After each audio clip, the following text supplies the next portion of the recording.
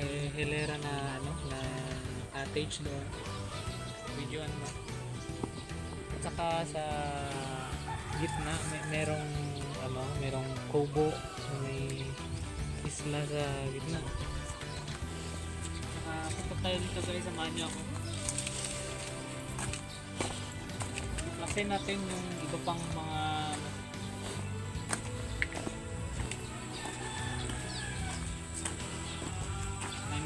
isda ako dito guys, may mga koi and pantat and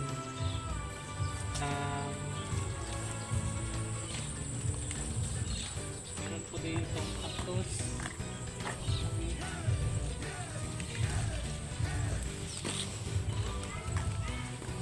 Sari po dito mga tanim guys. Kung gusto nyo magpunta dito,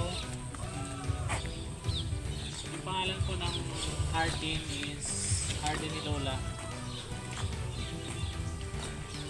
Maganda po dito guys, maganda yung ambience.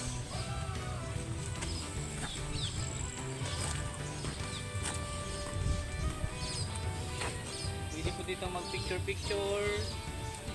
kasama yung mga family, friends, and your jowa.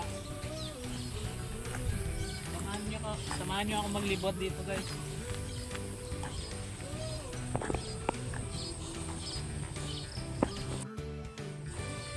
So may meron pa doon guys.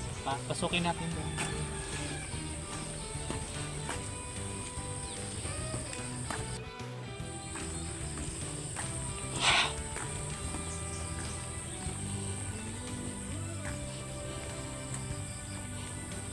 Dito na po nagtatapos ang ating vlog. Huwag niyo pong kalimutan mag-subscribe, mag-like, and mag-pindot ng notification bell.